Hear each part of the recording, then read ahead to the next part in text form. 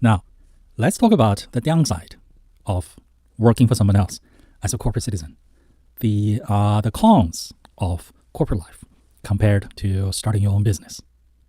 The first con is your income progression is, relatively speaking, limited. Okay? You could beg for mercy. You could ask your boss and wait for mercy for a tiny bit of a pay increase. And if you're still hourly, you could get overtime, okay? But then getting overtime in itself, all right, is not at your control. It's at the mercy of somebody upstairs. Now, if your salary, there's no overtime, okay?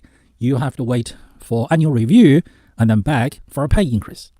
Or if you are so ballsy, you might jump ship, go work for the competitor, and get a salary boost for about $10,000 if you make a switch, say, every 5 years. So life as a corporate citizen, your income progression is limited. And for the most part, it's out of your control. You're at the mercy of someone else who controls your salary. Your boss, the corporation you work for, and also market conditions. All right? What is your market value of your skill set, your profession, if you chose to switch to a different profession or a different job at a different company? Or market condition of the salaries for your profession with your number of years of experience in your town, in your country, in your area, in your state at this time. If the market is down for your profession, this may not be the best time for you to jump ship to another company. So those factors are out of your control. As a result, okay, compared to having your own business, your income progression is limited. And it's limited, it's determined by factors out of your control. Your boss, your employer, and the market condition. That was the first con, okay, the first disadvantage. All right.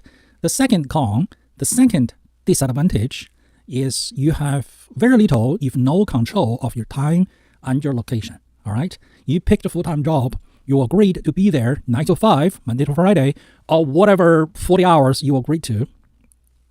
And if your salary, okay, you cannot turn off after hours. All right. Quite often you have to think about work when you are home. Quite often you have to come to work on weekends, okay, just to get things done. Quite often your colleagues, your bosses, even the people who report to you, okay, you might be a team leader, but the people who report to you, they call you on weekends, all right? And they bother you about things at work. And if you have a good sense of responsibility, you would answer because you're a good person, okay? I was an IT professional for many, many years. And all my weekends, okay, even nights, and especially long holidays, it was all dedicated to work, okay? Easter is coming, okay? And back in Australia, Easter is a guaranteed 4-day public holiday, all right? It's the longest public holiday compared to all the other public holidays, like Queen's birthday or what have you. It's Friday and Monday, 2 days off, plus Saturday and Sunday, so that's 4 days. Guess what those 4 days are good for? A major software or hardware upgrade to the IT system. We were so looking forward to it, to give away, to sacrifice our Easter holidays, and just to get this major upgrade done during those valuable 4 days when everyone else was out there at the beach, on the water, on their boat, drinking beer, having a nice time. We were in the server room working away. This has been the plan for 3 months, for 6 months. We're gonna get it done during these 4 days. So, as a corporate citizen, okay, you have, relatively speaking, no control, or at most, very little control of your time and your location, all right? You agreed to 40 hours a week, okay, 8 days a week, 5 days a week, okay, 8 hours a day, and at that location. And occasionally, your boss will make you travel, all right? And it's kind of, sort of, you really cannot say, no, I don't want to go, all right? It doesn't make it look good. It doesn't help you with your upcoming evaluation. You've been meaning to ask your boss for a pay increase, and you refused to travel, okay, to some other parts of town, all right? I remember I first came to America. I got a job in Silicon Valley, Northern California, Bay Area. And they asked me if I wanted to travel to Toronto in Canada in winter, in Northern Hemisphere winter. I so wanted to go, but I was so afraid to go. Why? I don't know how to drive in the snow. I learned to drive in Australia, okay? I just come from Australia to America. And I can drive, all right? And I learned to drive on the correct side of the road here in California, but I sure don't know how to drive in the snow. And I was not going to go to Toronto for a week, get into a rental car, not knowing how to drive in the snow and get myself killed. Yes, I plan on learning how to drive in the snow later on when it's at my time, at my convenience, when it's more suitable for me, but not, fly to Toronto for a important business meeting for a whole week to upgrade some big software hardware system for a whole week with a busy work schedule. Well, I don't know how to drive in the snow and get myself killed. All right. So being a corporate citizen, you have no control, or at most little control, over your time and your location. Like I said, it's all arranged for you. Okay, take it or leave it. It's all arranged for you. All right, you are at someone else's pleasure. You serve at your employer's pleasure. Whatever they find it suitable, beneficial to them to put you to use, you go. You have very little control with your time and your location. Now, let's talk about con number 3 as a corporate citizen. All right, the downside number 3, working for someone else in a large corporation, your life as a corporate citizen. That is, the progression of your life is limited, is for the most part out of your control. Okay, so you want to progress up within the company you work for. You want it to progress up, okay, within your profession.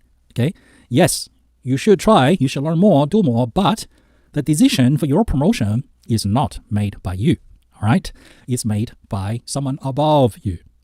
And when there is an opportunity opening up, okay, there's going to be competition amongst folks at your level, okay, probably 10 to 1, eyeing for that one opening. So it takes a long time, maybe 1 year, maybe 5 years for you to perform, to demonstrate, to show upstairs that you're the chosen one. You should be the chosen one. Next time there's an opening, they should pick you, not the other 9 people amongst you, all right? And then you never know who they're going to pick. What are the reasons to pick you or the other person or someone else, not you? So your life's progression is limited. The opportunities are limited, and the opportunities don't come every day. They are far in between, okay? And whether you can grab that opportunity is, for the most part, not up to you. Yes, there are plenty of things you can do to increase your chances. There are plenty of things you can do to identify opportunities, to even create opportunities for yourself. That is a bit of an entrepreneurial spirit while you're being a corporate citizen. That's all good. I encourage you to do that, and you should do that. But the reality is, relatively speaking, compared to being a boss of your own business, being a business owner, going to business for yourself, while you're being a corporate citizen, okay, progression is slow, is limited. Opportunities don't come every day, and when they do come, you may not be able to grab it because the decision is not made by you, and then the selection criteria is not decided by you, and the selection criteria may change every 5 minutes. Depends on whatever is going on upstairs by upper management, okay? You never know. So this is, for the most part, out of your control. There's, relatively speaking, very little you can do about it compared to being in business for yourself. Now, let's talk about con number 4 as a corporate citizen, okay, compared to starting your own business. All right, so this is the downside number 4. That is, you work hard, okay, you study hard, you learn new skills, all right, you contribute a lot, okay, you work hard. This makes your resume looks better and better and better, okay, you became more and more capable of an individual, of a professional, okay, which is all good. You can now take on bigger and bigger challenges. You can solve more and more problems. That's all good, except at the end of the day, okay, the overwhelming majority of the result, okay, of your hard work is to make the bosses richer. Is to make rich people, people who are already richer than you, so much richer than you, number of magnitudes of richer than you, okay, you're making them even richer. And then you are getting a tiny bit of the cut, all right? Yes, you will get a salary increase, all right? You will get a pat on the back, okay? You will get perks, maybe a company car, maybe a corner office, all right? And especially a salary increase, all right? And why do you think they issue awards? Because the statute of the award, okay, is $10 made in China, as opposed to give you $100,000, maybe 50% of the cut of the profit you just made for them. No, they will give you something of high emotional value, okay, high emotional value to you, but low financial cost to them. like employee of the month, like parking spot for the employee of the month, okay? And like a salary increase. Hey, stock option is good, okay? That is very good, okay? But for the most part, all right, you effort, you blood, your sweat, okay, your smartness, okay, all the long hours of working, okay, all your insomnia, you stay in bed trying to solve problems at work, you couldn't go to sleep because you haven't found a solution yet to the problem at work. The result, okay, of your hard work is you just helped making some very, very rich people even richer, okay? Okay, that is a major downside to working for a corporation. If you work for yourself, okay, all those hard work, all those smartness, okay, they're all going to come back and benefit you and your family, okay? If you had family working with you, if you had your kids working with you, all that wisdom, all right, all that solution, all that coming up with new ideas, all those wisdoms will be passed down from you to your children if they participated in your family business. But if you work for someone else, all your effort will go into helping some extremely rich people even richer. Don't forget to like and subscribe. So this way, when I release new educational videos, you will be notified and you will be the first to learn.